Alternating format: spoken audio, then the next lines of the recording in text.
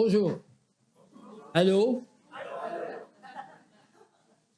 Alors, c'est à moi à procéder apparemment? C'est long ce que j'ai à vous dire. Je me rends compte que je me suis fait couper du temps un petit peu. Et puis, sinon, on se reprendra, hein, ce sera l'avant-dernière. Ceci est un petit document sur les protocoles de Sion. Et ce qu'il y a là-dedans doit être développé à partir des recherches qui viennent ailleurs. La conférence que je vais faire avec vous aujourd'hui s'appelle « L'iniquité à la gloire ». Elle était faite, ma conférence, mais je ne l'ai pas présentée partout parce qu'à cette époque-là, elle posait des dangers.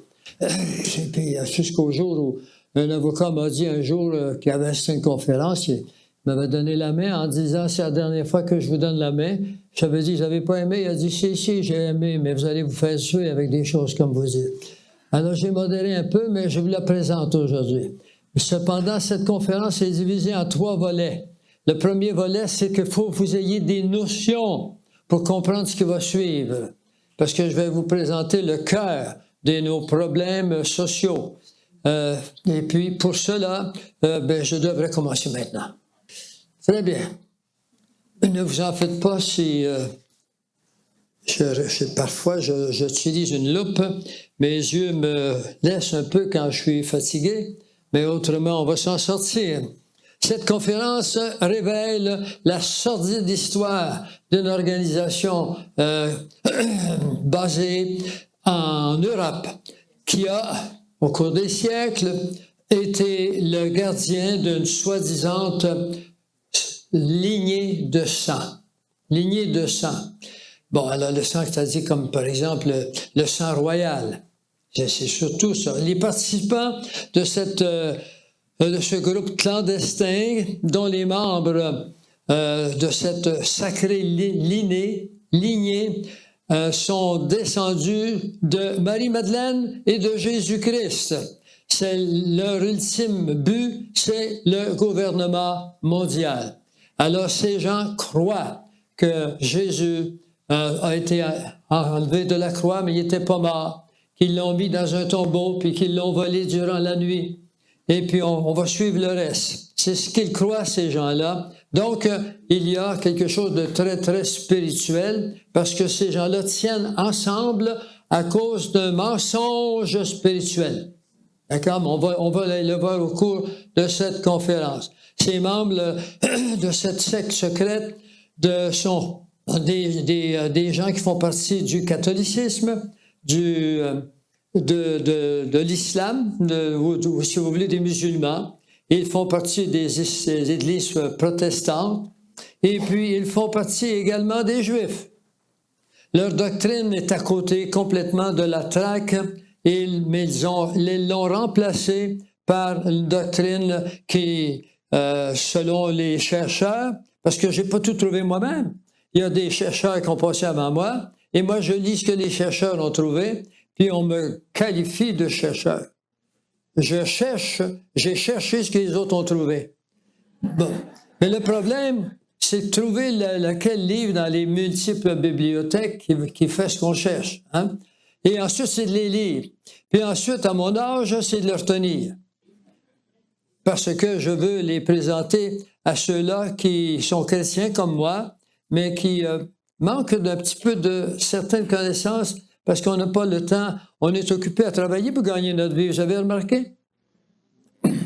Alors, vous allez comprendre si vous m'écoutez jusqu'au bout, parce que c'est long un peu. Micheline a fait du sang de crapaud en arrière. Parce que je vais y voler de son temps. Puis les autres, oui, j'ai oublié de vous dire il y en avait dedans qui étaient des protestants ou des gens comme vous et moi. Vous êtes tous des protestants.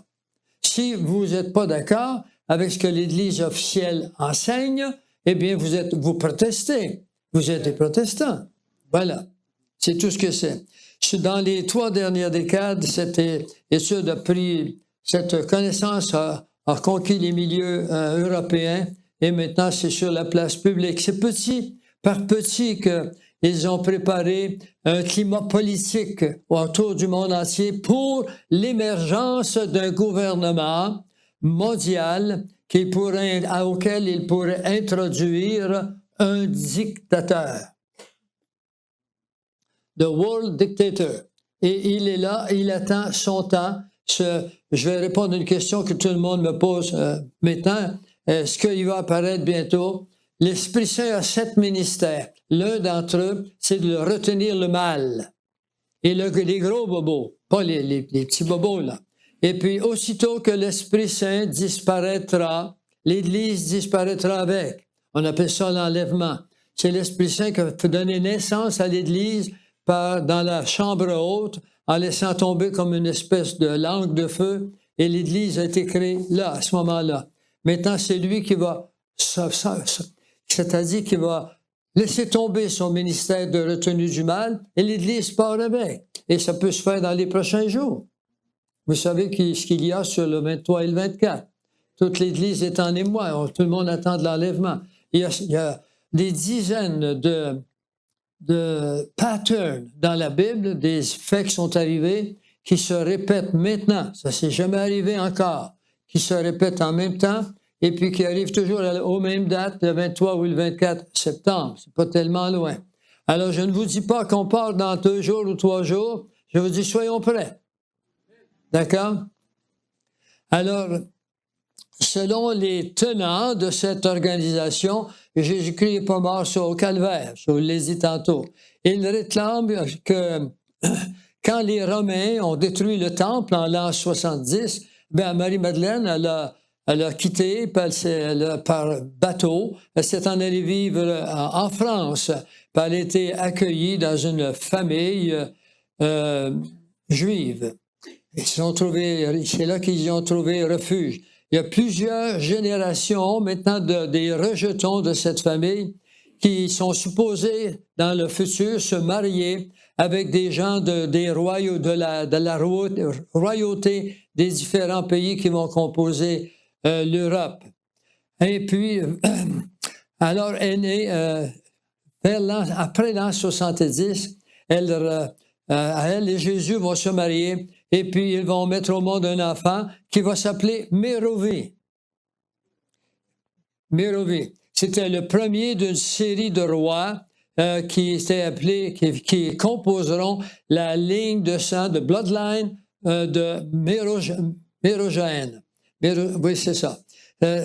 Il est dit que les rejetons de Mérovée seront marqués par une marque spéciale sur leur cœur ici, dès la naissance. Et cette marque-là, elle est maintenant utilisée pour les chevaliers templiers. Vous la voyez là? Ça, c'est une marque qui était supposée arriver sur le cœur des enfants qui étaient de la lignée Mérovée. Vous n'allez pas penser que c'est vrai.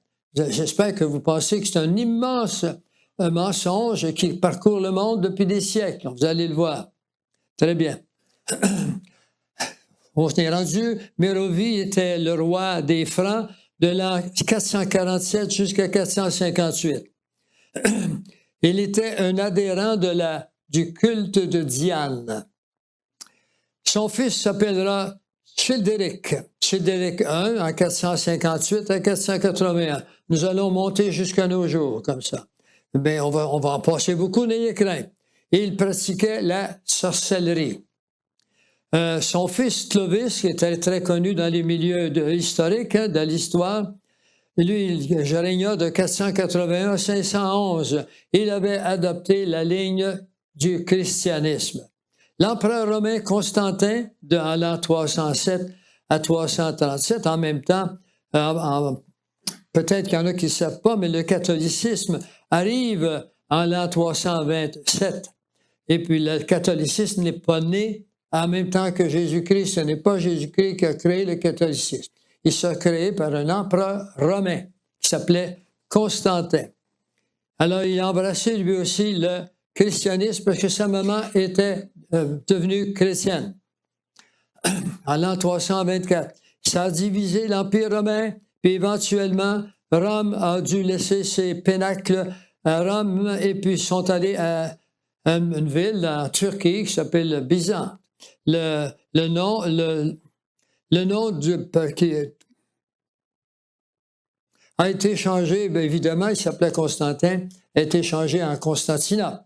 Aujourd'hui, c'est devenu Istanbul, et c'est en Turquie, qui était le principal ennemi du peuple et la Syrie du peuple d'Israël. Après la mort de Constantin, l'Empire romain s'est divisé en deux. En l'an 496, l'évêque de Rome a fait un pacte avec Clovis, le petit-fils de Mérovie, et le roi des Francs. Il l'a appelé la nouvelle Constantine, lui donnant l'autorité de présider tout ce qui arrivait dans le christianisme. Et puis de l'Empire romain. De l'Empire romain est très important parce qu'on va voir l'Empire romain, comment elle est importante.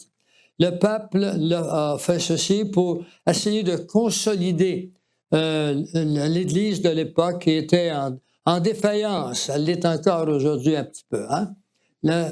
Les soi-disant rejetons de Marie-Madeleine étaient établis en tant que leader des empires. C'est l'auteur du Saint-Empire romain et ensuite du Saint Graal. Le Graal, c'était la coupe ou le ciboire que vous appelez, dans laquelle Jésus a pris le sang de la dernière scène. Après lui, il y a eu un autre roi, puis il y en a une soixantaine de rois qui ont passé depuis tout ce temps-là. Il s'appelait Dagobert. Vous connaissez la chanson du roi Dagobert? Bon, je vais m'en abstenir. Le premier fils, son premier fils était Clovis II, de 637 à 655. Et il a une succession qui se continuera jusqu'à Childéric III.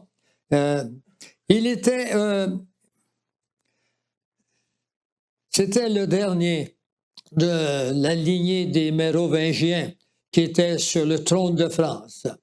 Il y avait, vous allez connaître des noms encore, Godefroy de Bouillon, vous allez le voir en cours de route. Il y avait les Gissards, les Blanchefort, les Saint-Clair sont encore en Angleterre, Montesquieu,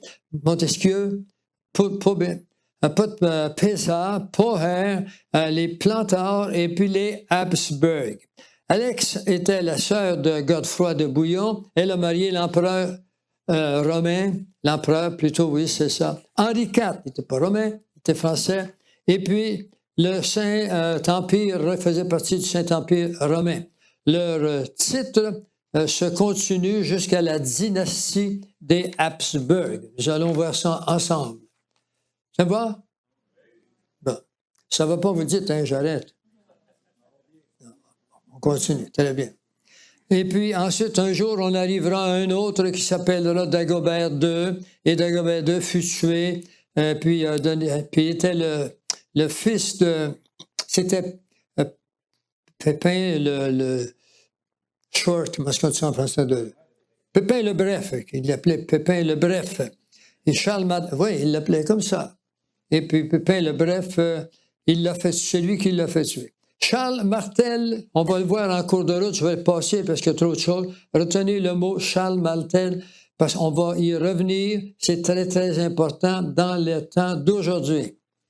Bon, ensuite, le Godefroy de Bouillon, lui, il était le duc de la Laurence. Il était le fondateur d'une organisation qui s'appellera la Prieuré de Sion. Il ne faut pas le distinguer avec le sionisme hébreu. C'est deux choses différentes. On lui a offert le titre de roi de Jérusalem et il a préféré se faire appeler le gardien du Saint-Sépulcre. Tout ceci pour vous dire que les rois se succèdent et ils vont passer d'une branche à l'autre, c'est-à-dire mérovingienne, ou bien donc ils vont aller dans une autre branche d'un autre roi. Je vous les dirai au fur et à mesure. Les héritiers de ce Saint-Empire romain. Le terme Holy Roman Empire, le Saint-Empire romain, a été introduit en 962, selon un concept d'un empire qui se revivait à nouveau. Beaucoup de choses, j'en passe. J'essaie de dire ça pour que vous compreniez l'essence de la chose. Alors, Henri IV, c'était le fils de Henri III, bien sûr.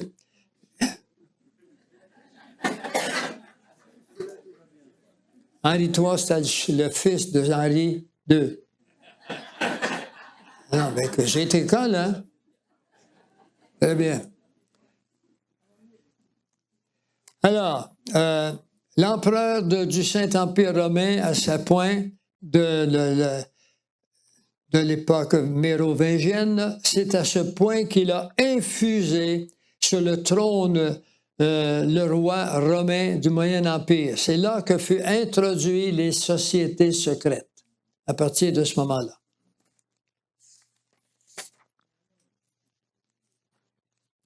Alors, à partir de cette ligne de sang mérovingienne, la plupart des rois d'Europe se sont associés avec cette famille, cette grande famille, plutôt qu'une autre. Il est cru que même un pape, le pape Stéphane en français, c'est Étienne IX, était le leader de l'Église du 11e siècle.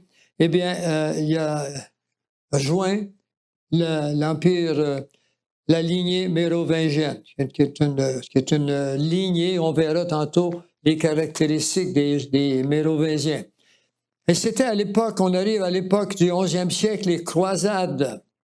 Les croisades, c'était les gens de différents pays de l'Europe, surtout les Français, qui allaient à Jérusalem pour essayer de débarrasser Jérusalem de l'Empire des musulmans qui était là.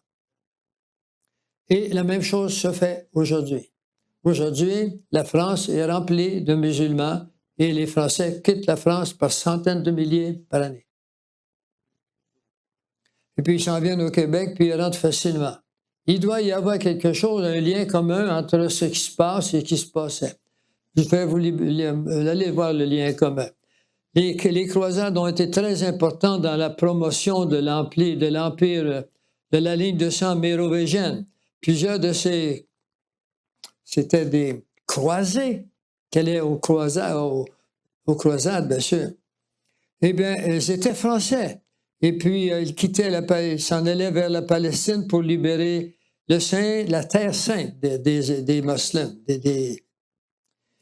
des musulmans. En l'an 1061, la crusade catholique avait conquis la cité de Jérusalem et établi Godefroy de Bouillon comme sur le trône de Jérusalem. Il réclamait lui-même, et le papauté à l'époque, qu'il était de la lignée de David.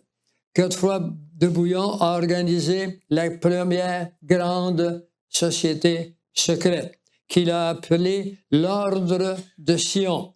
Aujourd'hui, on l'appelle la Prieuré de Sion. Cet ordre très clandestine existe encore depuis 900 ans.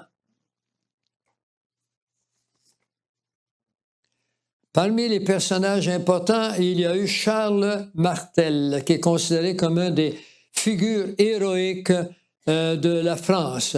Il a rassemblé tous les rois de l'Europe avec leurs armées et puis sont allés contre les Arabes, si vous voulez, ou bien les Sarrasins, ou bien les Maures, qu'on appelle aujourd'hui les musulmans. Ils étaient tous sur la côte ouest de la France, et puis la bataille, c'est la plus grande que les Français apprennent dans leur livre d'école pour des périodes semblables. Eh bien, il a réussi à les pousser à l'extérieur, et les Français ont pu mieux s'organiser. Aujourd'hui, c'est le contraire, c'est eux qui viennent, puis on se désorganise. D'accord? Il s'appelait Charles Martel, et puis Charles Martel a eu deux enfants qui ont donné naissance à un autre bonhomme qui est très important, qui s'appelait Charlemagne. D'accord? C'était son grand-père, Charles Martel. Ensuite, Napoléon a aboli le trône du Saint-Empire romain en 1806. Puis dans son deuxième mariage, Napoléon, avec la princesse faisait partie de la lignée des Habsbourg. Elle s'appelait Marie-Louise d'Autriche. Peut-être que Napoléon espérait qu'il pourrait, lui, avec sa femme, reconstituer la lignée mérovingienne. Parce que eux, ils ne croyaient pas au christianisme. Ils croyaient que leurs connaissances, la première source, tombez pas sur le dos, elle venait du Tibet, le bouddhisme. Les choses importantes. La soi-disant société secrète, premièrement, apparaît parmi les bouddhistes au Tibet. Elle n'était pas enseignée d'une façon intellectuelle, comme quand on va à l'école et qu'on l'enseigne. Et puis, les rois ne pouvaient pas la transférer avec un enfant de génération en génération. Elle était révélée à des groupes spéciaux de gens qui pratiquaient l'astrologie et puis la méditation transcendale. Les rois mérovingiens disaient qu'ils, par leur pensée, ils mettaient leurs mains sur les gens puis ils guérissaient. L'histoire n'en parle pas de ces guérisons. Et puis qu'ils voyaient d'avance, ils étaient clairvoyants. Alors, c'était des ordres qu'on appelle aujourd'hui le Nouvel Âge. J'ai enseigné le Nouvel Âge, j'ai fait partie pendant un petit moment. Je sais ce qu'il y en est. Jusqu'à ce qu'un jour, le Seigneur me prenne dans le coin. Et là, j'ai compris parce que j'ai fait partie des Rose-Croix. Le protocole de ce grand protocole-là se termine avec une déclaration spécifique. C'est la suivante. Signée par le représentant de Sion du 33e degré. Alors, Joseph Carr était l'auteur d'un livre qui s'appelait « La croix tordue ». Eh bien, le protocole, d'une façon très explicite, déclare que les responsables dirigeaient le monde, la scène du monde, à partir avec une très grande discrétion dans le secret, qu'on peut appeler « in the shadow ». Vous savez, ça veut dire « derrière les rideaux ». Puis ils le font encore aujourd'hui. On va le voir en cours de route. Alors, il ne faut pas les confondre avec ceux qui sont des sionistes. Il faut aller en 1898 avec un homme qui est un journaliste juif, qui a rassemblé les Juifs pour y faire, les rassembler pour qu'ils arrivent à quelque chose à un moment donné. Les protocoles sont le produit des Illuminati et non pas des Juifs. Les degrés jusqu'au 33e, ça vient de la franc-maçonnerie et non pas du monde juif. Ce titre en lui-même est une mention que les sages de Sion semblent référer à une autre religion mystérieuse qu'on appelle le Saint Graal. Et puis ce sont le priori de Sion qui a organisé avec Godefroy de Bouillon en l'an 1099, donc au début du 11e siècle, dont leur but était l'établissement d'un gouvernement mondial. Et vous commencez à comprendre que ça part de loin, là? Pourquoi que ça part de loin? Parce que la Bible nous enseigne que c'est Satan qui règne sur cette planète. Souvenez-vous qu'au Jardin d'Éden, souvenez-vous que lorsque Jésus, avant de commencer son ministère, il s'est retiré puis a jeûné 40 jours. Vous pensez que Satan l'a rencontré 2-3 fois seulement? Il l'a talonné régulièrement. La Bible nous en parle que 2. Puis un jour, il a dit, écoute, si tu m'adores, je vais te donner tous ces royaumes. Puis savez-vous pourquoi? Parce qu'il dira, ils m'ont été donnés. C'est vrai. Le Père a laissé Satan accomplir son œuvre. Pourquoi? On en a parlé ce matin. Le pourquoi, Dieu nous dira pourquoi. Moi, je crois que c'est parce que nous avions péché et Dieu nous a mis à l'épreuve. C'est une épreuve sur cette planète. Même si vous avez beaucoup d'argent, même si vous êtes en santé, il arrive toujours quelque chose qui n'est pas à votre goût. Il y a toujours des gens qui vous détestent. On est toujours en danger. Il n'y a personne qui a une paix globale. Non, on vit avec la paix du Seigneur, mais c'est une paix qui se fait avec la foi. Et notre foi, elle est constamment en lutte avec nos corps. Nos corps ont été condamnés. C'est pour ça que c'est un miracle que nous soyons enlevés. Parce que nos corps par la faim, par la soif, par la sexualité, par l'orgueil, nous faisons des choses que Dieu ne veut pas. Les gens ne comprennent pas ce qu'est le péché, c'est la perte de relation avec Dieu, le péché. Alors, c'est signé, là, cette croix a démontré ces choses. On continue maintenant, parce qu'on va s'achever, on va aller dans la troisième étape prochainement. De la même façon, la clé de leur succès a été la suivante. La clé de leur succès, c'était de trouver un moyen de contrôler, de manipuler le système bancaire, le système monétaire d'une nation. Et puis surtout d'essayer que les gens croient que c'est leur gouvernement qui gouverne vraiment tout ceci. La création de l'argent est comme ceci.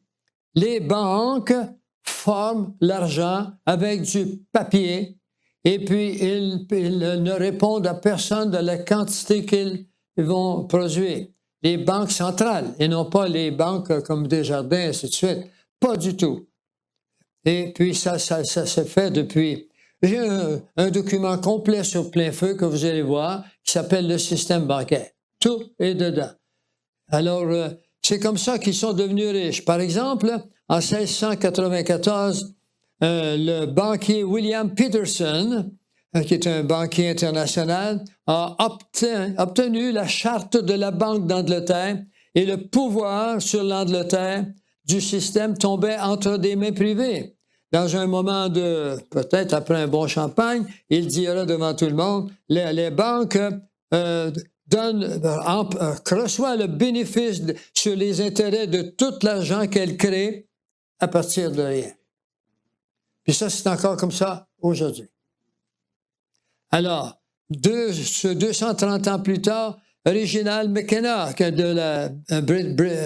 un chancelier britannique, il dira « Les banques peuvent écrire l'argent, 3 points. » Et il contre qui crée l'argent contrôle les nations et contrôle la destinée des peuples. Parce que nous allons voir ça tout de suite après. Je ne vous donne pas tout de suite. Hein. Vous le méritez, mais c'est moi. Bon, alors ici, quelque chose de très important.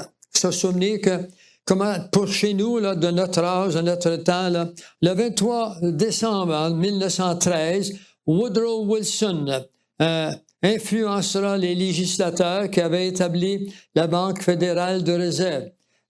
En passant une loi, le 23 décembre, alors que tout le monde était parti pour les vacances de Noël, eh bien, la loi a réussi à passer. Le Congrès a abandonné le droit de créer sa propre argent.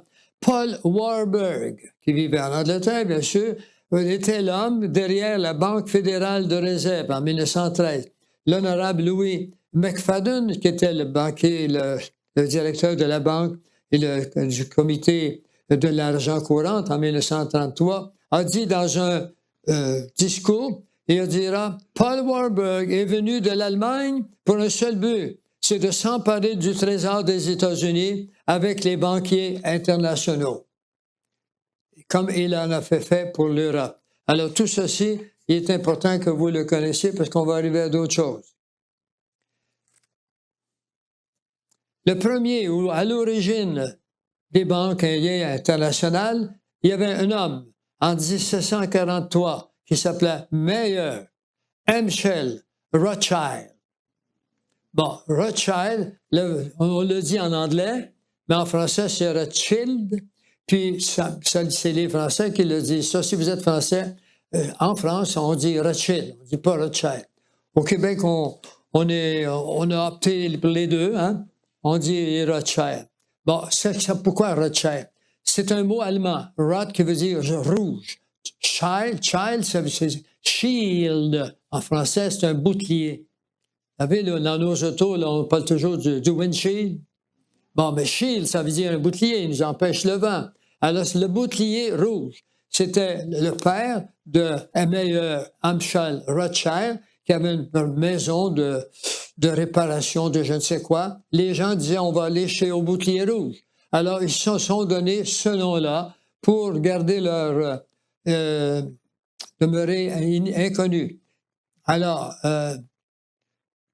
ils ont établi une maison internationale. Ensuite, Meyer a eu 5 gars, 5 garçons, il les a placés dans différentes villes de l'Europe. Et puis, comme ils se sont emparés de l'argent des peuples et des rois, en gardant l'argent chez eux, en leur donnant un reçu. Les rois n'étaient pas attaqués pour se faire voler leur or, c'est eux qui l'avaient. Et bon, là, c'est autre chose. Dans le système bancaire, il est très bien expliqué. Alors, ce qui est important ici de retenir, c'est qu'en 1850, la maison des Rothschild représentait plus de richesses que toutes les familles royales réunies. Et la Grande-Bretagne combinée. La maison des Warburg et la maison des Rothschild seulement, avec quelques autres petites banques, sont devenues des banquiers internationaux. Maintenant, ils contrôlent la monnaie internationale dans tous les pays. Comment est-ce qu'ils l'ont fait? En trichant. Pourquoi? Parce que ces gens-là croyaient dans la fausseté que je vous ai parlé dès le départ, que Jésus il n'est pas vraiment mort pour nos péchés. Ils l'ont descendu de la croix, puis il a marié Marie-Madeleine. Puis ils ont eu des enfants, puis le premier, c'était... Comment est-ce qu'il s'appelait, le premier? Mérovée. C'est très bien. Alors voilà. Alors on achève là. Le premier. Charles Martel a donné naissance à son petit-fils, s'appelait Charlemagne. Au début du 14e siècle, en l'an 1307, les Templiers, sous le roi Philippe le Bel, sont mis à mort. Et Jacques de Molay, qui est le maître de l'ordre, périt sur le bûcher à Paris en 1314. Sa dernière parole fut « Dieu vengera notre mort ». Mais ce qu'il faut savoir, c'est que ces gens-là, les Templiers, les chevaliers Templiers, c'était surtout ils étaient en Europe, mais ils étaient également à Jérusalem. Ils avaient une excuse. Ils disaient qu'ils aidaient les gens et les protégeaient contre les Maures qui essayaient de tuer les Maures, les Sarrasins ou les musulmans. Alors, le roi s'est rendu compte que pour être un chevalier, il fallait d'abord être... il ne fallait pas être marié, il fallait être célibataire, il fallait avoir des biens, et puis il fallait mettre tous les biens en commun. Et puis, ensuite de ça, ils avaient un contrôleur, eux autres aussi, j'imagine, ils achetaient des terres qui étaient, comme actuellement la Chine fait, est en train d'acheter le lac Saint-Jean, les cultivateurs qui n'ont pas de relève, eh bien, ils n'ont pas le choix, ils vendent le terre, puis ils vendent ça à qui? À la Banque nationale. La Banque nationale elle représente les Chinois. C'est eux qui achètent du terrain. Alors, on est rendu là. Et ceci maintenant. Alors, Philippe le Bel, quand il a vu que ces gens-là achetaient des choses qui appartenaient au peuple, parce qu'il y avait de l'argent, eh bien, puis en plus, il parlait contre le roi. Il disait qu'il n'était pas correct, ainsi de suite. Il est devenu une nuisance dans la société. Ils sont devenus une nuisance pour le roi, Philippe le Bel. Alors, il a décidé de les faire assassiner. Il les a tous fait assassiner. Et puis, il a gardé celui qui était leur chef, puis il l'a fait brûler vif devant tout le monde. C'est par là. Vous pensez que dans ce temps-là, les gens n'étaient pas cruels? La cruauté, ce n'est pas une invention nouvelle, hein? Ce n'est pas Larousse qui l'a inventée. La cruauté est au cœur de vos cœurs puis du mien. Il y a 2 semences en nous. Il y a 2 personnalités en nous, 2 personnalités spirituelles. L'une qui est divine, puis l'autre qui est satanique. Alors voilà. Charlemagne, lui, c'était le petit-fils. Son règne, c'est de 668 à 814. Il a fait des grandes conquêtes. Il a agrandi le pays, la France surtout. Il a été nommé empereur par le pape. Il a fait des réformes administratives et judiciaires. Il a fait des renouveaux culturels, éducatifs. Il a favorisé le savoir puis la religion chrétienne. Il a soumis des peuples comme les Avars, les Frissons, les Saxons. Il a conquéré l'Europe occidentale, l'Italie, l'Allemagne. On a donné à son époque la Renaissance carolingienne. Bon, alors on passe à une autre chose maintenant, les grandes dynasties européennes. Vous les Vous en connaissez quelques-unes. On les voit ensemble. La première grande dynastie, c'est la dynastie carolingienne. Je viens de vous en parler il y a un instant. Ça va autour de Charlemagne. Et les Capétiens, parce que ça vient de Hugues Capet. Les Habsburg, c'est en Allemagne, puis en Hongrie. Les Stuart, c'est en Irlande et en Écosse. Les Romanov, évidemment, c'est en Russie. Bien sûr. Les Windsor, en Allemagne, en Angleterre, pardon. Les Tudors, en France et en Angleterre. Et les Rothschild, en Allemagne. Le protocole, ça veut dire un ensemble de résolutions, un groupe de personnes se prennent ensemble et puis pendant toute leur vie, ils vont maintenir le cap sur leur but. Et leur but, c'est le gouvernement mondial. À partir de ce moment-ci, on va avancer dans la deuxième partie et qui s'appelle « De l'iniquité à la gloire ». Il faut garder vos yeux au tableau. Alors, j'ai marqué ici, parce que c'est une conférence qui était là, mais c'est à cause de vos iniquités que vous avez été vendus. Nous avons été achetés. On s'est vendus. À cause de vos péchés que votre mère a été répudiée. On parle de la nation ici. C'est Isaïe, ça.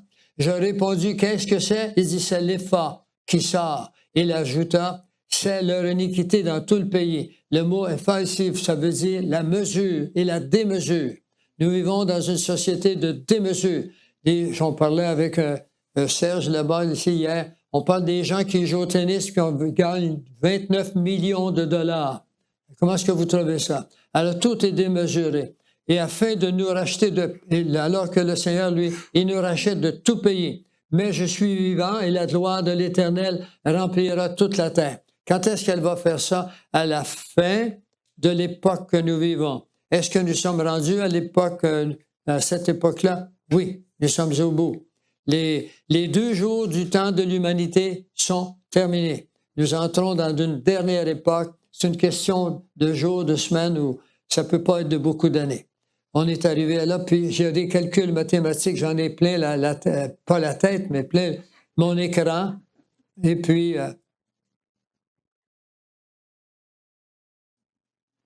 très bien. Le plan, maintenant, ça c'est la deuxième partie, le plan. Voici les objectifs et les informations psychosociales des membres des hauts rangs illuminatiques. Les illuminatiques ont été créés par un homme qui s'appelait Adam Weishaupt en 1876. Et puis, au mois de mai et au mois de juillet, les États-Unis proclamaient leur indépendance. On voit qu'il y a une connivence ici. Très bien, on continue. Voici les 25 étapes de ce plan. Séduction et tribulation. Il n'a pas. Bon, très bien. Voilà, le plan. Alors, ça, ce sont les objectifs de ces gens.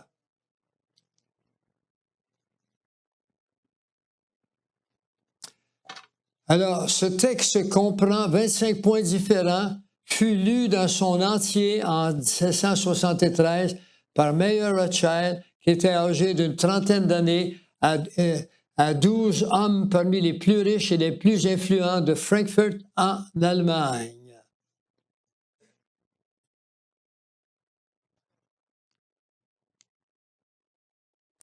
Alors, son but était de convaincre ces hommes d'unir leurs ressources pour financer le mouvement révolutionnaire. Ça s'appelait Mondial World Revolutionary Movement, le mouvement mondial révolutionnaire. Un autre mot, le gouvernement mondial.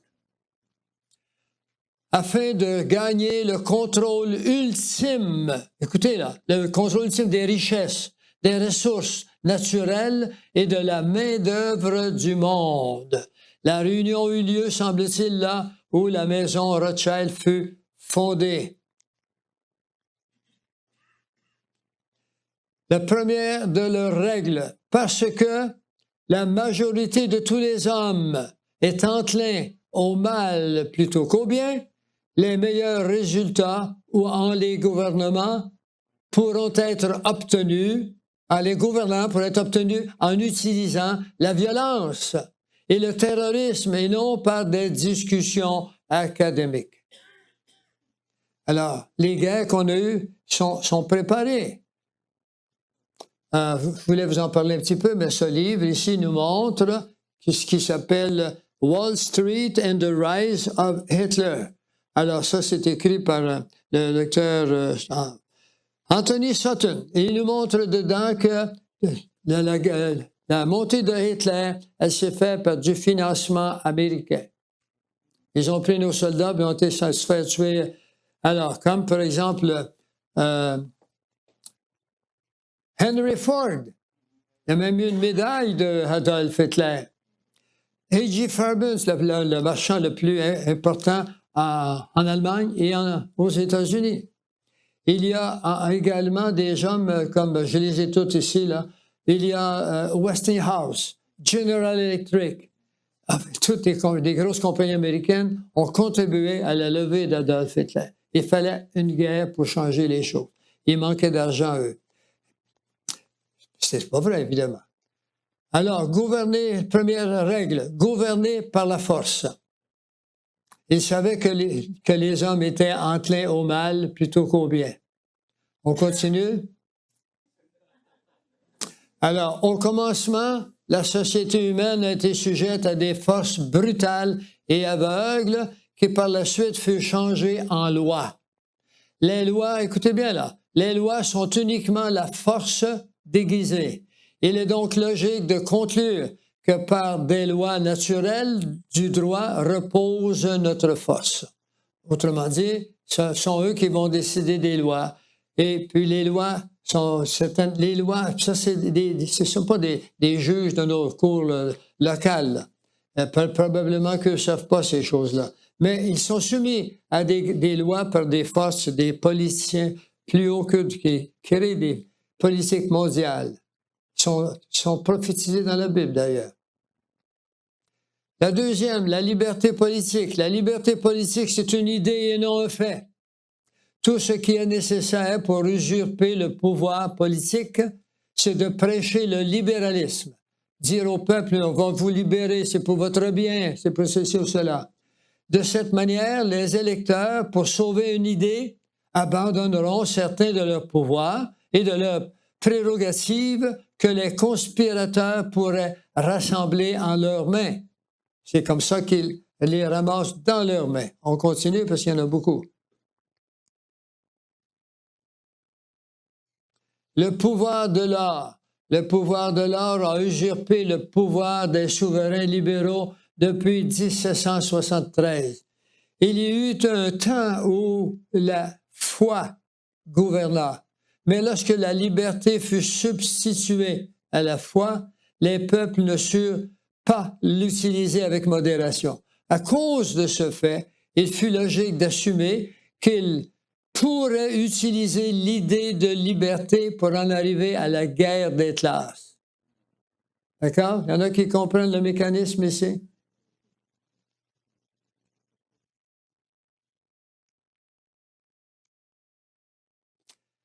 Cela n'a aucune importance que le gouvernement établi soit détruit par des ennemis intérieurs ou extérieurs, tout simplement parce que le vainqueur sera obligé de recourir à l'idée du capital qui est entièrement entre nos mains.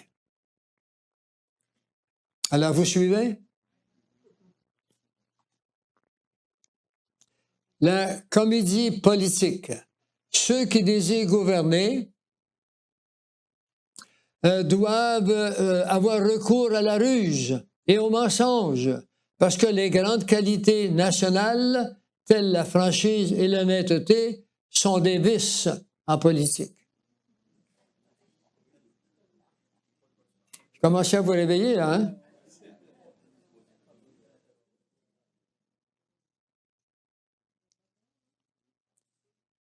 Le numéro 5, la force est notre droit.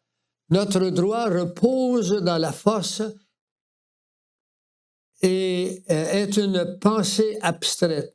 L'idée que notre droit repose dans la force est une idée abstraite et ne prouve rien.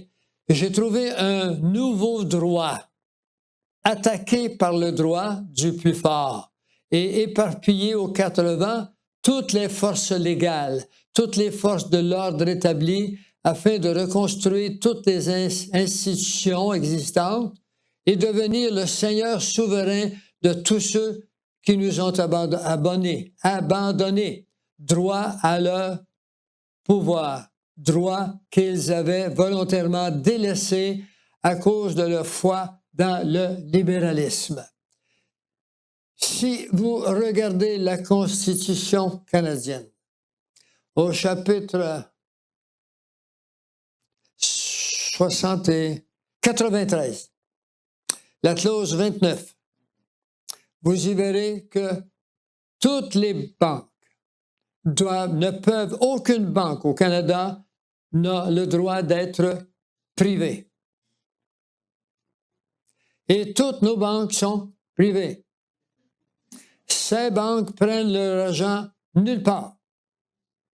Et ils nous disent qu'il manque d'argent, puis il faut que le peuple se serre la ceinture. C'est comme ça que nous soumettons. Quand on s'est soumis quelquefois, on se soumet tout le temps. Parce que tout le monde le fait, fais-le donc. Et quand arrive quelqu'un qui a le guts de se lever puis dit « c'est pas ça », puis on le met en prison devant tout le monde, on dit « haro sur le baudet ». Hein? Ça veut dire qu'il soit mis à mort. Un baudet, autrefois, c'était pour prendre les gens à une trappe qui s'ouvrait, puis bon, voilà, c'est ça. Alors, notre droit, c'est ça. Alors, on va continuer un peu, hein? On est d'accord? Très bien. Alors, le pouvoir invisible, le pouvoir de nos ressources doit rester invisible jusqu'au jour où aucune ruse ni aucune force ne puisse nous le ravir ou le détruire. Il n'y a pas beaucoup de révoltes dans nos sociétés maintenant, n'est-ce pas? Alors, ça fait partie de leur pouvoir sur nous tous. L'usage du despotisme. Uniquement un gouverneur despotique pourra gouverner la population d'une manière efficace, car sans le despotisme absolu, il ne peut y avoir d'existence pour une civilisation qui était non sous la conduite des masses, mais sous celle de leur guide. Ah bon? Les masses, ça compte plus. C'est les guides. Le jour où les masses s'emparent et saisissent la liberté dans leurs mains, cela tourne rapidement à l'anarchie. Ils sont capables de créer l'anarchie. L'usage de la corruption. Est-ce que vous réalisez là que ces choses-là se passent dans notre société? L'usage de la corruption morale et de toutes les formes de vice doit être systématiquement encouragé par nos agentures pour corrompre la jeunesse des nations. Aujourd'hui, on pourrait y ajouter l'alcool, la drogue, la tolérance à outrance, la sexualité sous toutes ses formes, l'utilisation effrénée des méthodes contraceptives, l'abus de l'avortement, le rejet du mariage et de la prolifération des divorces, etc. Ce qui permet de mieux saisir la source réelle de tous ces problèmes reliés à la société actuelle du 20e siècle. Alors, vous voyez les journaux, vous voyez les films. Si vous allez sur YouTube, vous allez, je parlais avec le couple qui m'ont reçu en fin de semaine, et puis je vais sur YouTube de temps en temps parce qu'il y a beaucoup de choses qui est là. Et puis, la semaine dernière, ils ont mis 3 de mes vidéos, de 3 jours différents. Alors, je veux voir, je m'intéressais où est-ce qu'ils ont pris ça. Ils n'ont pas fait ça avec ma permission. Mais je suis bien content qu'ils les mettent, hein? Mais en haut, là, c'était une démonstration de la nudité féminine. C'est YouTube. C'est toutes les femmes. Il y a même des femmes qui sont gynécologues puis qui demandent aux hommes, vous devriez, si vous, je veux dire, je vais être très franc avec vous, là. Elle était là pour vous montrer jusqu'où nous sommes rendus. C'est une belle personne qui a ses diplômes en gynécologie, en psychologie, j'imagine, je ne sais pas. En tous les cas, elle disait aux hommes, si vous ne vous masturbez pas tous les jours, vous ne savez pas ce que vous manquez. Puis elle avait des méthodes aux vieux comme moi. Avez-vous une idée comment est-ce que voulez-vous que la jeunesse, que les jeunes soient élevés dans un milieu chrétien? C'est difficile, hein? Savez-vous ce que Dieu va faire avec tout ça, lui? Il s'en vient mettre de l'ordre, là. Si le Seigneur ne revient pas, on est foutu, hein?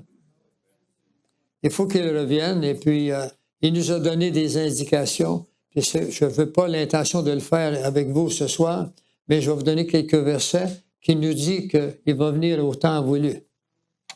On avance. Des agents spéciaux doivent être entraînés en tant que tuteurs, laquais, gouvernantes, commis et par nos femmes dans les lieux de perdition visités par les goïnes. Bon, les goïnes, je vais vous dire ce que ça veut dire. Ça veut dire le bétail. C'est comme ça qu'ils nous voient. On continue?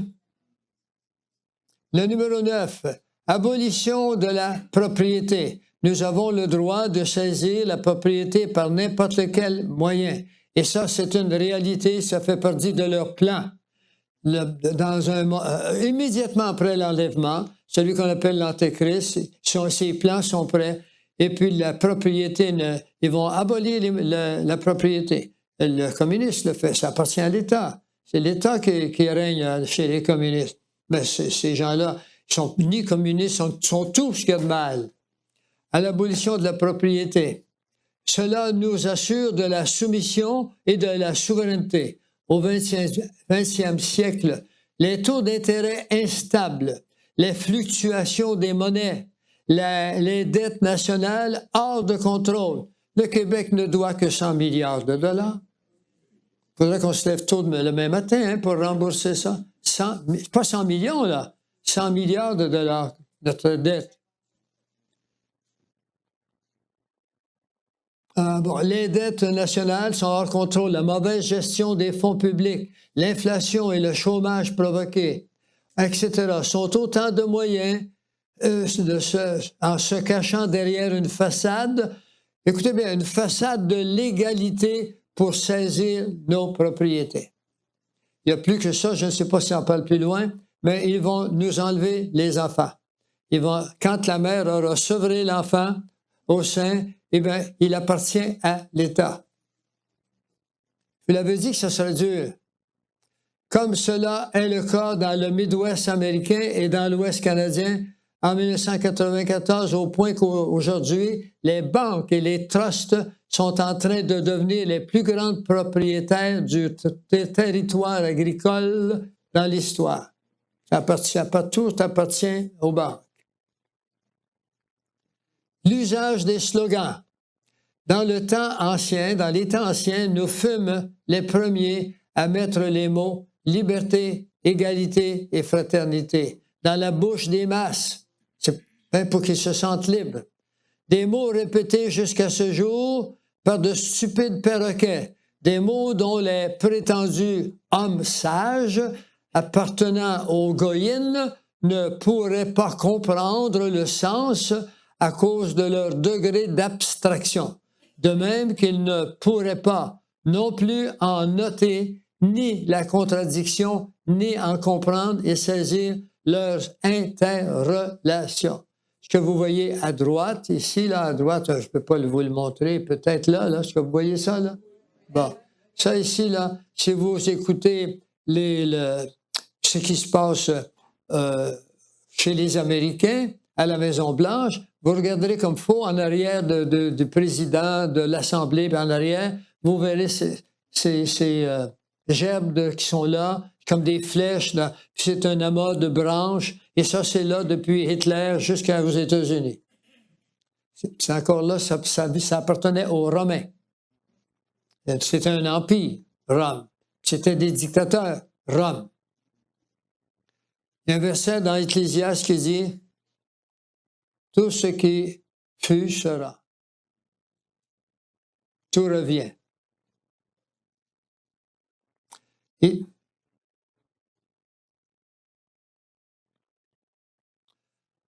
il n'y a pas de place dans la nature pour l'égalité.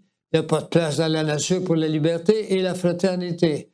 Sur les ruines de l'aristocratie généalogique et naturelle des Goyines, nous avons érigé l'aristocratie de l'argent. La qualification pour décrire cette aristocratie est richesse et abondance qui dépendent de nous. Autrement dit, ils décident eux-mêmes. Ce sont des principes avec lesquels, écoutez les lois qui se font, regardez, suivez les pays, tout ce qui arrive d'un pays.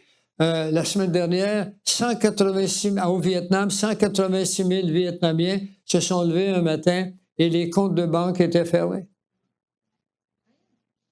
Ils ont fermé le compte, 186 000 à la fois. Parce que tout est entassé dans des ordinateurs maintenant, et puis vous avez un cellulaire, mais ils savent tout ce que vous achetez, tout ce que vous appelez, ils peuvent l'avoir. Et il y a quelque chose de plus fort qui s'en vient là, sur le plan contrôle.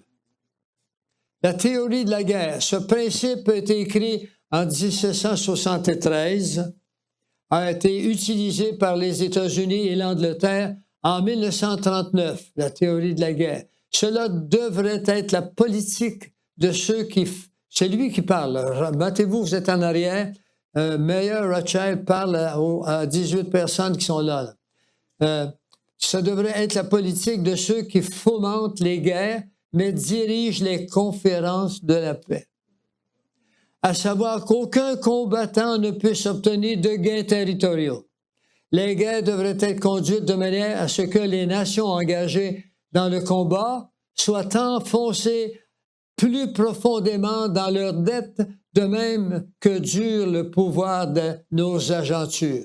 Et l'agenture, ce sont des gens qui travaillent pour eux, qu'on a pris dans un monde qui se respectait, et puis qu'on a récompensé par toutes sortes de cadeaux en argent, et puis qu'un jour, il y en a qui le font librement. Certains pensaient servir leur pays, des agentures, et puis il y en a des milliers, et puis qui rapportent à certaines personnes ce qui se passe à côté d'eux. Alors, ils créent des organisations, ils créent des réunions dans d'autres pays. Et seulement les hommes sont invités. Et puis là, il y a des choses qui se passent, semblent sérieuses. Puis après le déjeuner ou le souper, là, c'est le champagne, puis on se parle entre nous. Et puis là arrivent des belles femmes. Et puis, qui savent quoi faire. Et quand ils ont pris pas mal de champagne, eh bien, ils se font amener par des femmes qui sont des personnes qui ont appris quoi dire, quoi faire. Et puis, quand à un moment donné, ils tombent à l'horizontale, il y a des photos qui sont prises, qui sont dans des chambres spéciales, et puis sont gardées dans leur dossier. Et si le monsieur parle, c'est sa femme qui va le savoir. Vous l'avez dit que ce serait dur.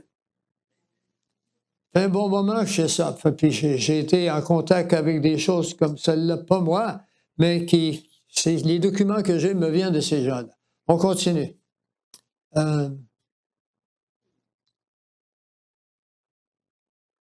L'asservissement de l'administration. Nous devons utiliser notre richesse pour choisir des candidats dans les affaires publiques obéissant à nos commandements de manière qu'ils soient rapidement utilisés comme pions dans nos partis par les hommes ingénieux et connaissants que nous désignerons pour opérer derrière les scènes des gouvernements en tant que conseillers officiels. Êtes-vous toujours là? Est-ce que vous suivez? Est-ce qu'il y a fait des liens dans votre tête? Pardon? Voilà. Je suis content qu'il y en a un qui me dit qu'il a compris.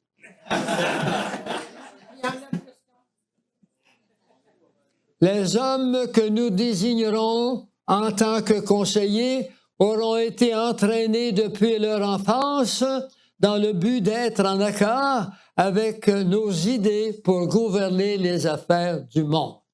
Regardez qui vous voyez là-bas, là. Vous voyez M. Bush. Eh bien, qui était avant lui? Le père Bush. Qu'est-ce qu'il a dit, le père Bush, un jour, que vous allez comprendre qu'il avait du sens? Il a dit, en cours, on dit, nous aurons un gouvernement mondial en accord avec la loi. Et nous profiterons, tout le monde. En accord, quelle loi? Les leurs, on vient de le voir, leur loi. Alors, lui, il a été élevé avec cette idée-là, et puis il est arrivé au pouvoir par de la tricherie. Ainsi que celui qui le suivra. D'accord? On continue. Le contrôle de l'information publique, nos richesses combinées pourraient contrôler toutes les issues de l'information publique pendant que nous pourrions rester dans l'ombre et nullement blâmés, malgré les répercussions dues à des publications mensongères, calomnieuses et diffamatoires. Les victimes des rangs éliminatiques devront se payer à 1 contre 1000 goïnes. 1 contre 1000. Et c'est comme ça qu'ils vont se payer. Pourquoi? Parce que tout le monde est protégé par les lois qu'ils vont faire. Il y a toujours... C'est dans les détails qu'on retrouve le diable. Vous connaissez ça? Très bien. Le 14e, le mensonge des agentures. En exécutant les criminels et les lunatiques, après qu'ils aient réalisé la préparation de notre règne de terreur, nous pourrons alors nous montrer en tant que sauveurs des opprimés et champions des travailleurs. Nous sommes d'ailleurs intéressés uniquement au massacre des goïnes. Ça va? C'est rien pour eux, faire une guerre. Pensez le nombre de personnes dans la misère encore avec la guerre du Vietnam, par exemple. Je pense que, si je me souviens bien, c'est 80% des soldats qui sont revenus de la guerre du Vietnam sont encore en dépression. Certains sont enfermés. Ce qui s'est passé dans ces lieux-là, c'était affreux. Les Américains qui étaient élevés dans des églises chrétiennes ne peuvent pas endurer ces choses-là, ne peuvent pas les faire. Mais ce sont ces gens-là qui mènent derrière. Ils ont des points communs. Comment M. Trump peut-il être d'accord avec le président de la Corée du Nord? Hein? Comment peuvent-ils faire une chose semblable? Bon, mais je ne veux pas après dire que moi, je vote pour M. Trump. Non, M. Trump, il s'est présenté à nous avec des bons côtés. Mais là, il voudrait, lui aussi, peut-être être le président du monde. Nous sommes d'ailleurs intéressés uniquement au massacre des goïennes. Création des crises économiques. Ah, je ne vous comprendrez rien là-dedans, vous autres, hein, bien sûr. La création du chômage et de la faim imposée sur les masses à cause du pouvoir que nous avons de créer des pénuries alimentaires. Cela créera le droit pour le capital de gouverner plus sûrement encore que ce ne l'était pour la vraie aristocratie ou pour l'autorité légale des rois. En ayant nos agentures pour contrôler les masses, c'est même, autrement dit, les présidents qu'on a à gauche, à droite, ce sont des agentures, ils font ce que quelqu'un leur dit par en dessous. C'est pas nécessaire que vous pensiez au gouvernement provincial, ainsi de suite. Quelque part, ces agentures-là sont à l'œuvre. Par la suite, il y a 4 partis politiques actuellement, n'est-ce pas? Mais comment est-ce possible que des gens qui vivent dans un même pays, qui ont une même éducation, aient tous des directions différentes? La vérité est à rien qu'une place. Alors, ils ont toute une petite partie de tant que le peuple est mêlé, et c'est celui qui aura le plus de publications qui gagnera peut-être. On ne sait pas, mais c'est jamais arrivé à la vérité totale. La création des crises économiques, en ayant nos agentures pour contrôler les masses, ces mêmes masses pourraient, par la suite à être utilisé pour nous débarrasser de ceux qui osent se placer à travers notre route. Il n'y a pas de problème, ils vont réussir. Dans les années 2000, nous nous trouvons exactement dans cette même conjoncture. L'augmentation du chômage, les restrictions des libertés, l'augmentation de la criminalité, les tensions sociales et interethniques, l'instabilité politique provoquant la déstabilisation, comme par exemple accepter dans le Québec seulement 200 000 migrants. Est-ce que le Québec peut se permettre ça? Est-ce que c'est déstabilisant pour nous et pour ceux qui arrivent? C'est du mensonge. C'est pas à peu près que ça s'est fait là. Les marchés de contrebande sous leur forme. J'avais un ami, moi, quand je demeurais à Trois-Rivières, qui était le chef de police, mais c'était un ex-membre de la Gendarmerie royale. Et puis, il mesurait 6 pieds 6. Et un jour, il y avait une hernie discale chez lui. Je suis allé chercher sur mon dos pour le sortir et l'amener à mon bureau pour le traiter. Et puis, il y avait heureusement que j'avais une convertible parce qu'il ne rentrait pas en dessous.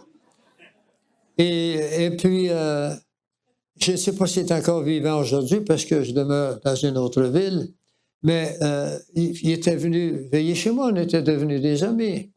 Et puis, je lui ai demandé, Bernard, tu me dis, toi, que lui, il avait son nom de famille, c'est une grande organisation bancaire ici au Québec qui s'appelle comme ça.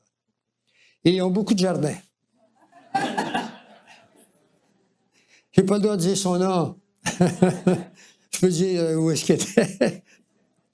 Et puis, il m'avait dit qu'on me donne une carte blanche pendant 6 mois. Il n'y a plus de drogue qui rentre au Québec. D'accord? Alors, je lui ai demandé, es-tu en train de me dire qu'il y a des interférences quelque part dans les hauteurs des grades sociales? Il dit, c'est en plein ça. Alors, il ne faut plus se faire d'illusions. Le monde ne deviendra pas meilleur. D'accord? Nous sommes en situation anthropique. Ça veut dire, l'entropie, c'est un phénomène par lequel un système clos s'en va vers sa réduction. Prenez une orange, sortez-la de l'arbre, mettez-la là, elle est belle pendant quelques jours, puis à un moment donné, il apparaît des couches brunes, des couches vertes, puis il faut l'acheter. D'accord? Ça, c'est l'entropie. Tout s'en va vers sa réduction. L'humanité s'en va vers sa réduction. Une humanité anthropique. On est rendu là. Mais le privilège que vous et moi avons, nous avons connu que Dieu a un plan pour nous. Et malheureusement, son plan n'est pas vraiment connu encore. Et tant qu'on n'aura pas la radio, la télévision, les moyens pour le faire connaître son plan, eh bien, le monde s'endort. Ils sont plus forts que nous. Ils détruisent plus que nous gagnons parce que nous n'avons pas assez de solidarité et nous n'avons pas assez de planification et nous ne sommes pas assez engagés. Nous croyons qu'on a accepté le Seigneur, c'est une bonne affaire. Good, continuons. What's next? Non, il faut qu'on s'engage. On est appelé à s'engager. On est dans les derniers moments. On n'est pas dans les dernières semaines, on est dans les dernières années, on est dans les dernières semaines. Dans les années 2000, l'arrivée des politiques gouvernementales d'extrême droite et l'exagération du nationalisme. Vous devez reconnaître beaucoup de choses là-dedans. Je m'arrangerai pas là. La croissance du fascisme dans la création de corps policiers communautaires versus le développement de groupes de travail communautaires, l'utilisation de prisonniers à des tâches publiques, la construction de routes, de prisons, de camps et la transformation des démocraties en dictature nationaliste. J'espère que vous reconnaissez beaucoup de directions de nos gouvernements depuis une cinquantaine d'années. 16e, l'infiltration de la franc-maçonnerie continentale. Notre but serait de tirer avantage du secret de la franc-maçonnerie. serait possible d'organiser à l'intérieur même de la franc-maçonnerie, la maçonnerie bleue, nos propres loges du Grand Orient, avec l'intention bien arrêtée de poursuivre nos activités subversives, tout en cachant la vraie nature de notre travail sous le couvert de la philanthropie, comme des œuvres de bienfaisance et les soirées mondaines. Est-ce que j'ai besoin d'explications? Alors, continuons. Tu restes? L'usage des promesses. Nos agentures devraient faire des promesses les plus somptueuses aux masses en utilisant des slogans tels que « indépendance et liberté ». Les goyines pourraient être amenés dans une ferveur patriotique d'où nous pourrions même les pousser à se soustraire aux lois divines et naturelles. Vous pensez que ce n'est pas fait? Est-ce que les gens croient en même Dieu que nous? Le pape de l'Église catholique romaine a déclaré, quelqu'un lui a demandé qu'est-ce qu'il faut pour être sauvé. Savez-vous ce qu'il a répondu? Faites du bien autour de vous, faites du bien autour de vous. Il a demandé au pape, c'est quoi l'enfer? Il dit, il n'y a pas d'enfer. Dieu est trop bon pour qu'il y ait un enfer. Voyons, on voit si Dieu ferait une chose semblable. Alors, nous sommes là. Et le pape qui est là vient de signer 15 doctrines catholiques qui vont enlever des doctrines catholiques. Mais il dit, on va dire une messe après, puis on va prier Marie. Alors, il ne faut pas y penser, rien ne s'améliore. Tout est en détérioration à grande vitesse. Est-ce que j'ai fini celui-là? Bon, d'accord. Ce mode d'action fut utilisé depuis la Révolution de 1789. Qu'est-ce que c'était en 1789? La Révolution française.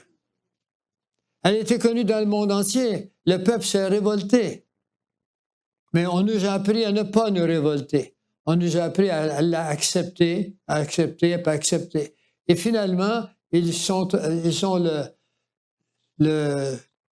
plus puissants que nous. Non pas dans notre vie chrétienne, mais ils sont plus puissants que nous en nombre et en capacité de détendre leurs filets.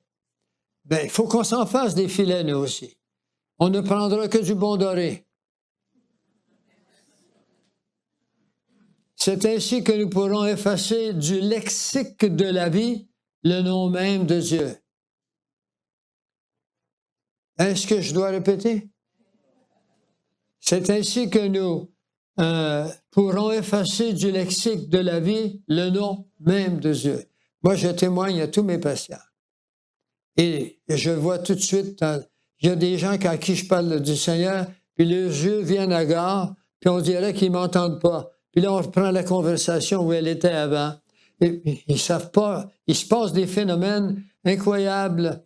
Le monde est en désaccord avec tout. Même Dieu pour eux, c'est quoi ce Dieu? Il me fait dire ça régulièrement. Heureusement que je suis actif dans le Seigneur, puis ça me permet de vous donner des conférences, et ça m'instruit en même temps. Quand je m'entends, hein, ça m'auto-autorise. Très bien. 18. Le plan de guérilla urbaine, guerre révolutionnaire. Les batailles de rue, un modèle pour le règne de terreur. Tout cela accompagnant chaque effort révolutionnaire, amenant les populations sur la voie rapide de la soumission. Qu'est-ce que vous allez faire bientôt quand on vous dira que tu dois te soumettre, que tu dois abandonner ton Dieu, parce que là, on veut une société qui soit complètement libre de toute religion. Ou encore qu'on veut que toutes les régions aient leurs droits et que l'islam arrive dans nos rues puis qu'ils font leur c'est ça, leur prière du matin et du soir, 7 fois par jour. Et puis qu'ils bloquent la rue, ainsi de suite. C'est leur droit, disent-ils, de pratiquer leur religion. Qu'est-ce que vous allez faire avec ça, vous? Comment? Ben, est-ce que vous êtes prêt à résister? Quand vous irez en couple, qu'on vous demandera de dire des choses et que vous direz, je ne peux pas dire ça, pourquoi? Ma foi ne me le permet pas. Eh bien, si la foi ne vous permet pas, vous allez aller en prison, vous allez perdre vos enfants. Qu'est-ce que vous allez faire? C'est embêtant, là, hein? Je vous embête, hein? Mais on est presque là.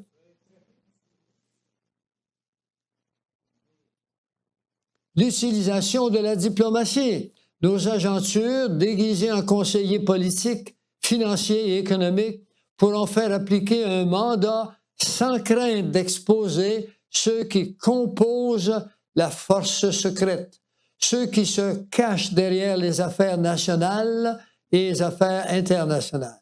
Par la diplomatie secrète, nous devons atteindre un tel pouvoir de contrôle que les nations ne pourront même pas en venir à une entente secrète sans que nos agents y soient déjà impliqués d'une manière ou d'une autre. Alors, il faut s'attendre à ce que le mensonge court les rues avec diplomatie. Banqueroute politique et gouvernement mondial. Pour atteindre ce but, il sera nécessaire d'établir d'immenses monopoles réservoirs de telles fortunes colossales que même les plus grandes fortunes de Goyen, étant obligées de dépendre de nous pour s'agrandir, devront effondrer tout en même temps avec le crédit de leur gouvernement. Le jour suivant la grande déconfiture, la banqueroute politique du siècle. Je vous l'ai montré, ça va être très, très facile. Ils se débarrassent de l'argent liquide. Ils se débarrassent demain de vos comptes de banque. Ils les ferment. Ils peuvent faire tout ce qu'on veut. On a pensé que l'arrivée de la technologie, c'était notre nouveau Dieu. L'arrivée de la grande technologie, c'est l'arrivée de Satan. Ce sont ses moyens. C'est lui qui a donné cette science à des hommes politiques. Bill Gates a déclaré un jour qu'il avait eu dans une nuit, dans sa tête, la formation des ordinateurs. Et le premier ordinateur qu'ils ont vendu, ça vendait 666 $ et 66 cents.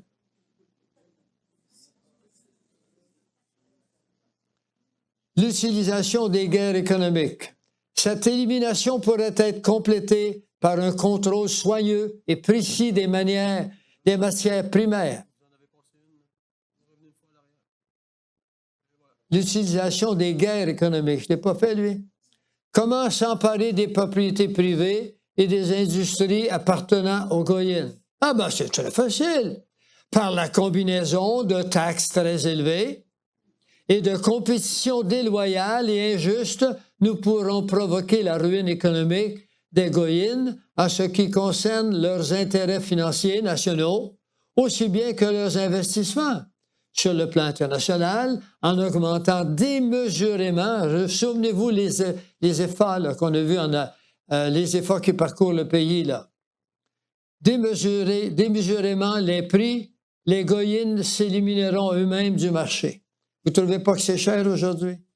Je suis allé chez un professionnel des dents pour une carie, ça a coûté 600 $.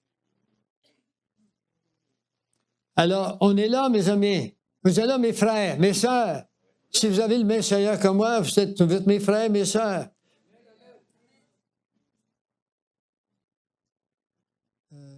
Celui-là. C'est correct? J'ai placé à la bonne place. Cette élimination pourrait être complétée par un contrôle soigneux et précis des matières premières, par l'agitation organisée parmi les travailleurs sur la base de réduction d'heures de travail et l'augmentation du salaire politique qui fut généralisée à outrance dans les années 60 et qui allait en augmentant avec l'intrusion du développement de la technologie. Mais nous devons exercer un contrôle sur les conditions de travail de telle sorte que l'augmentation salariale ne puisse leur profiter. Le coût de la vie augmente, mais pas les salaires. D'accord? Alors, ce qui fait que nous ne pourrons plus acheter ce qu'on a besoin. Non, mais c'est bien pensé, ils sont intelligents. Mais Satan est intelligent. Ce qui est le cas de nos jours, les problèmes économiques de l'État amènent les citoyens à nos banques. De plus, les politiques gouvernementales et bancaires passées ayant forcé la classe moyenne à investir dans les fonds de retraite ou dans des fonds boursiers ou même dans des bons gouvernementaux ont placé cette même classe dans une dépendance à grand risque. Allez à votre banque, sortez-vous quelques dollars. D'accord? Sortez-vous des centaines, quelques milliers de dollars. Restez avec jusqu'à temps que le dollar tombe. Mais avant qu'il tombe, vous avez le temps de vous acheter, faire des choses. Vivre un peu. Parce que tant que vous aurez de l'argent dans les banques, je viens de vous le montrer, là. C'est ça que ça veut dire. À grand risque. Pour eux, c'est pas à grand risque. C'est certain qu'ils vont le faire. Ils veulent que les gens en crèvent de faim. Durant les tribulations, ça va être épouvantable. Vous voulez... Les gens qui, si vous êtes ici et que vous n'avez pas accepté Christ dans les termes bibliques, pas les sérieux là-dessus, dans les termes bibliques, il faut passer par la repentance.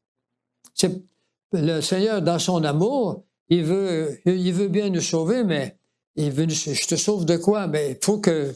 Moi, quand j'étais jeune, j'allais vers mon père pour lui demander pardon, j'avais fait un mauvais coup. Il ne me pardonnait pas tant que je n'avais pas demandé pardon.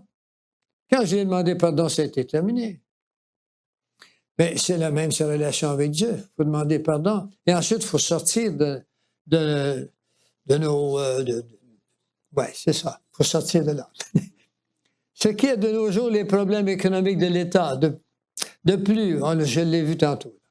On continue. L'augmentation de l'armement. Vous voyez comment nos gouvernements s'apprêtent, M. Carney l'a dit, là, ils s'apprêtent à mettre des milliards dans l'armement. L'augmentation de l'armement en vue de pousser les goyines à se détruire entre eux devrait être poussée jusqu'à un stade tellement colossal comme par exemple la Russie et les États-Unis. En phase finale, il ne resterait plus de monde que des masses prolétariennes et avec elles quelques millionnaires dévoués à notre cause, mais suffisamment de policiers et de soldats vivants pour protéger nos intérêts. Bon, vous allez certainement penser qu'on est des privilégiés d'être sauvés. Est-ce que vous y pensez un peu? 23. Composition du nouvel ordre mondial. Les membres de l'unique gouvernement mondial seraient nommés par le dictateur. Je l'ai montré tantôt. Il prendrait ces hommes parmi les scientifiques, les économistes, les financiers, les industriels, parmi les millionnaires, parce qu'en substance, tout se fera à partir de la question des personnalités. En d'autres mots, une dictature fasciste mondiale. Je ne dois rien vous apprendre, qu'on s'en va là direct. Qu'est-ce que vous pensez que dans les 3 dernières années et demie, qui va se passer? Ça va être ça, une dictature fasciste mondiale. Vous n'avez pas la marque de la bête? Eh bien, vous ne pouvez pas acheter ni vendre. Il vous reste juste à crever de faim. Mourir, ou encore mourir par... Comment? Oui, décapitation. Je connais un peuple qui est fort sur le cul. Il a fait le couteau aux autres, ses couilles. 23. Composition du nouvel ordre mondial. Les membres de l'unique gouvernement mondial seraient... Alors, je l'ai fait, hein? Ben. La corruption par la jeunesse, pardon. Nos agentures devraient s'infiltrer dans toutes les classes, à tous les niveaux de la société et du gouvernement, dans le but de duper et corrompre les membres les plus jeunes de cette société en leur enseignant des théories et des principes que nous savons être faux. N'est-ce pas aujourd'hui le cas des systèmes d'éducation officiels partout en Occident? Je n'aurai pas beaucoup de temps, mais je veux vous donner juste un exemple. Par exemple, comment est-ce qu'on peut abuser des gens? C'est que lors d'une grippe qui a eu lieu en 2020, on a obligé les gens à se faire vacciner. Il y en a qui m'ont demandé de ne pas parler de ça, mais j'en parle. Parce que ce ne fut pas un vaccin. Il contenait une matière qu'on appelle du ARN messager. Et ce ARN messager est là pour faire coaguler le sang, pour qu'on meure avant le temps. Il y a des millions de personnes qui sont décédées, non pas du COVID, mais du vaccin. Il prépare les gens au vaccin. Un autre qui s'en vient là. Il recommence là. Alors, ça veut dire que le Seigneur est à la porte. Gardez pas vos yeux sur le vaccin, mais gardez vos yeux sur l'enlèvement. On n'est plus en 1990, on n'est plus à l'an 2000, on n'est même plus à l'an 2020. On est à la fin des années. On continue. Les nations et interventionnelles. Les lois nationales et internationales devraient pas être changées, mais plutôt utilisées telles qu'elles le sont dans le but de détruire... Je l'ai fait, ça, hein? Bon. Détruire les goyines. Et cela en retournant de sens de celle-ci de manière à les plonger dans des contradictions d'interprétation. Dans un premier temps, ce travail de falsification nous permettrait de masquer le sens premier de la loi. Puis, dans un deuxième temps, cacher le sens premier de toutes les lois, notre but ultime étant de remplacer la loi par l'arbitrage. Voilà, mes amis. Avant qu'il soit possible de le vérifier, le plan original de la conspiration, je suis convaincu que les documents qui ont abouti dans les mains du professeur S. Nilus en 1901 et qui furent publiés en Russie en 1905 sous le titre de « Le péril juif » sont une extension du plan original. Alors, vous avez un autre livre ici du protocole. Il ne semble pas y avoir de changement au niveau de la première section. Le péril juif, traduit par Victor Martsen, de son côté, fut publié par la Britain Publishing Society à Londres, Angleterre, en 1921, sous le nom de le protocole des sages de Sion, ce que je viens de vous présenter. Je vais l'arrêter ici parce qu'on est déjà en retard, n'est-ce pas, Micheline? Je peux y aller? Je ne vois pas. 5? OK. Très bien. Une fois que l'esprit de révolte contre les autorités aura été introduit dans les cœurs et les esprits des masses, l'effort révolutionnaire actuel sera réalisé sous le plan d'intervention, sous leur plan. Bon, alors ça, c'est les plans d'intervention de Dieu maintenant. La création fut parfaite au début. Dieu a créé l'homme à son image. Dieu vit que tout ce qu'il avait fait était correct. Il fut un moment où tout était bien sur cette planète Terre. Qu'est-il donc arrivé? La grande épreuve de la charte. L'Éternel Dieu donna cet ordre à l'homme, tu pourras manger les fruits de l'arbre, mais tu ne mangeras pas de celui-là. Je vais vite parce que je vais en passer ici. Là. Vous pourrez le voir dans Genèse 2, 16 et 17. La femme vit que l'arbre était bon à manger, agréable à la vue, elle en prit. Alors, à manger, il n'y avait pas de pommes. Il y a aucun jardin. Il y a dans le jardin, ce n'est pas une pomme qu'elle a mangée, c'est un discours. C'est le discours de Lucifer lui-même. Un arbre parmi d'autres arbres. Dans la Bible, il y a, je l'ai vu ce matin, je l'ai montré aux gens, je sais qui c'était, il y a 9 versets qui nous montrent que l'arbre, la connaissance du bien et du mal, c'était un être. Et puis qu'il y a d'autres versets dans la Bible qui enlèvent le mot personne, puis ils mettent le mot arbre, puis ce sont des êtres. Par exemple, dans un des versets du Nouveau Testament, il est bien marqué que les arbres partirent pour élire un roi. Avez-vous déjà vu des arbres aller élire un roi? Donc, l'arbre du connaissance du bien et du mal, ce n'était pas un arbre, c'était un être. C'était Lucifer lui-même qui a tenté Ève spirituellement. Elle a choisi de devenir comme un dieu. Et ensuite, il l'a physiquement violée. Elle a donné naissance à Caïn. D'accord? Caïn, c'était... Pourquoi est-ce que Caïn n'a pas suivi comme les autres? Parce qu'il était déjà l'incarnation d'un démon. Ça, j'ai une conférence complète là-dessus. Et vous serez renversés de l'entendre. Mais je n'ai pas le temps aujourd'hui. Alors, les conséquences catastrophiques sont les suivantes. l'Éternel dit au serpent, puisque tu as fait ça, mon vieux, t'es maudit, tout le bétail, entre autres les animaux des champs, tu marcheras sur ton ventre, marchera sur ton ventre. Donc, il ne marchait pas sur le ventre. Tu marcheras sur ton ventre. Il devint un serpent, mais il n'était pas un serpent quand il a tenté. Tu mangeras de la poussière tous les jours de ta vie. Il dit à la femme, toi, tu n'as pas voulu m'écouter très bien, tu vas souffrir quand tu enfanteras un enfant. Les souffrances de la grossesse. L'homme, lui, tu vas travailler, mon grand. Tu vas aller dans le jardin avec la soie de ton front. Ce sont les punitions. La mort de la race humaine, nous mourrons tous. C'est le fruit qu'on n'a pas obéi à Dieu. Tout ce qui ne va pas sur cette planète, c'est le fruit que nous obéissons à la chair et à l'ennemi plutôt qu'obéir à Dieu. Mais vous et moi, nous sommes des êtres qui avons compris des choses par la grâce de Dieu. Que Dieu est venu, s'il y a des nouveaux parmi vous ici, ça va prendre 1 minute. Je vais vous dire ce qu'il faut faire. Il faut faire ceci. Reconnaître que c'est bien vrai. Ma chair, moi, me fait faire bien des choses. L'orgueil, ou je mange trop, ou je mange pas assez. Je me déshabille, les yeux des hommes sont sur moi. Ensuite de ça, si je peux voler un peu, je vais le faire. Dire des choses pas vraies. C'est instinctif. Notre chair est déchue. Nous sommes une race déchue. Mais par contre, le coût de la race déchue a été payé.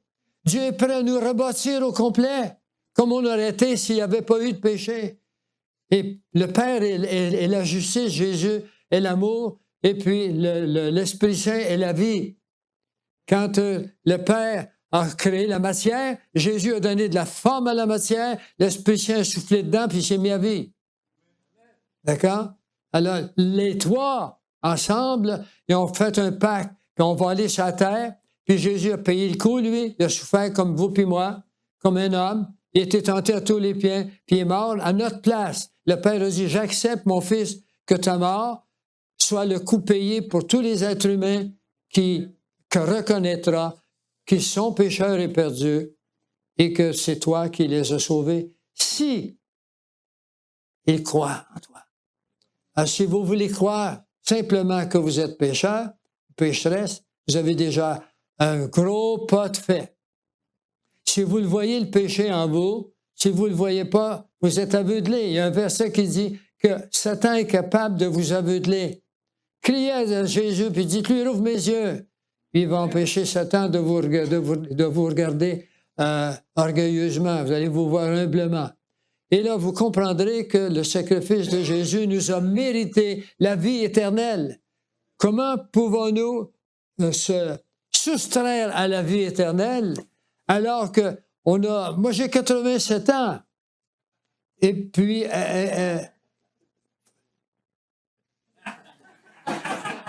je t'avais dit de ne pas le dire. J'ai 87 ans et j'ai vécu un peu plus que la majorité d'entre vous. Il y en a peut-être un qui me bat, je suis bien content de le connaître.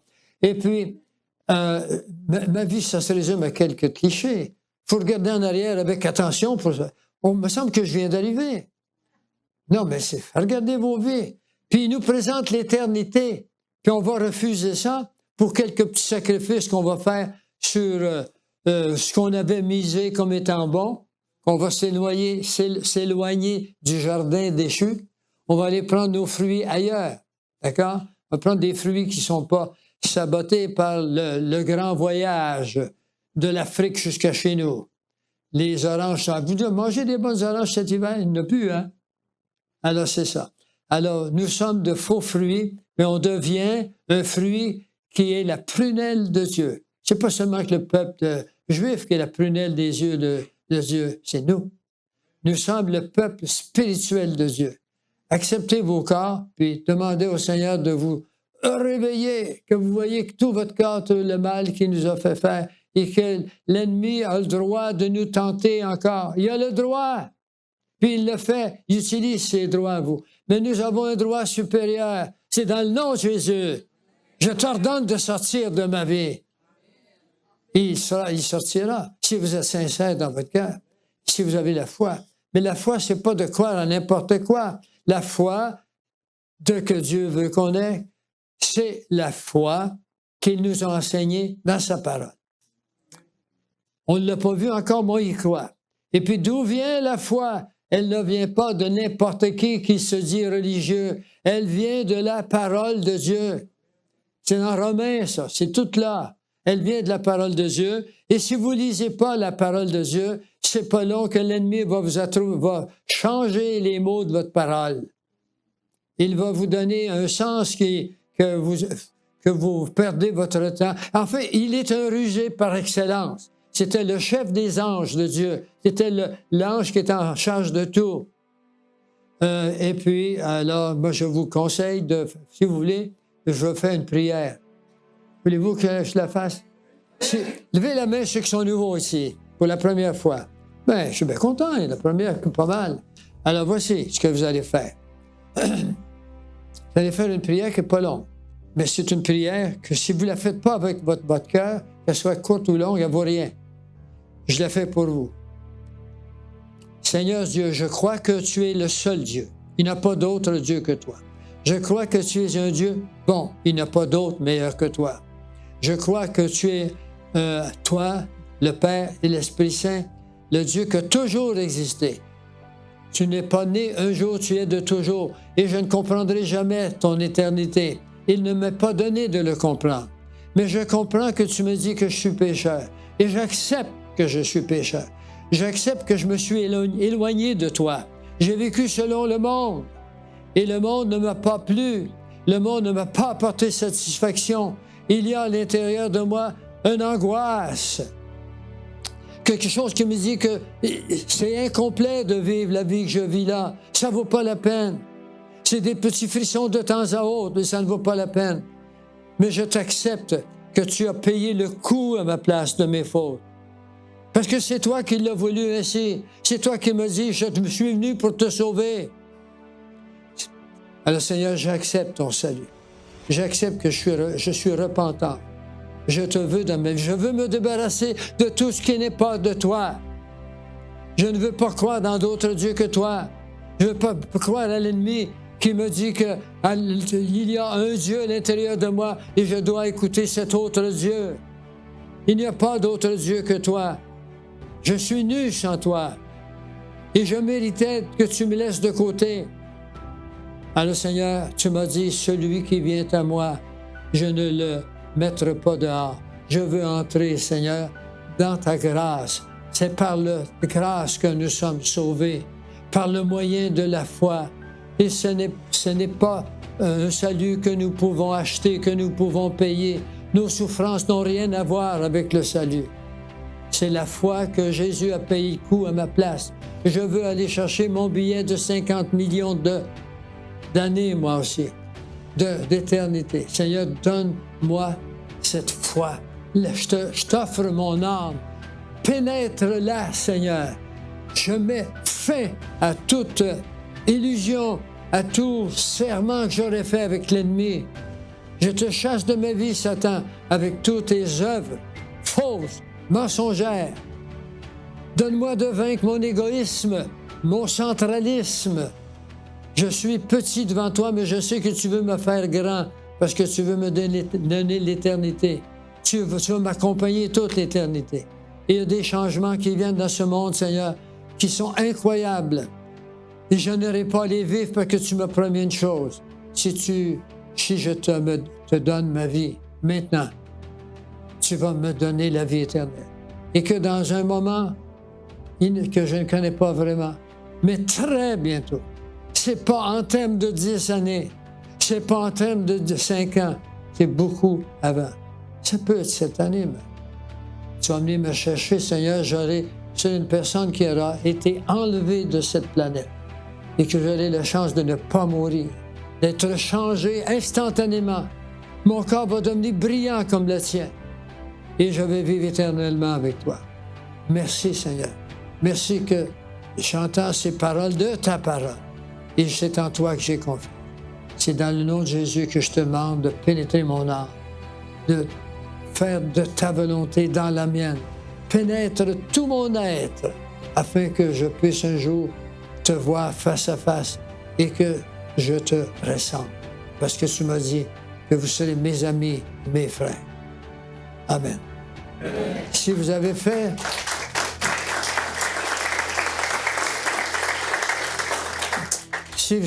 cette prière, vous êtes sauvés.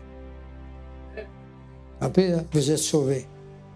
Et puis vous allez participer avec ceux qui savent que nous allons bientôt être enlevés. Le verset est le suivant.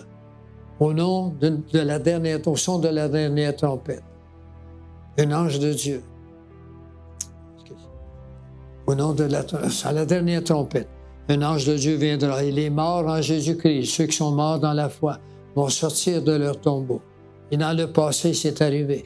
Quand Jésus a parlé à Jérusalem, quand il est mort, il y a eu des morts qui croyaient en lui, qui sont ressuscités, qui se sont promenés dans les rues de Jérusalem.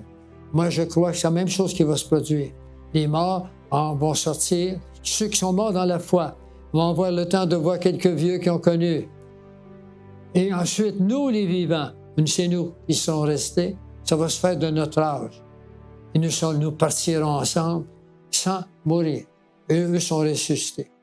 Et c'est dans Thessaloniciens 3, les versets 16 et 17.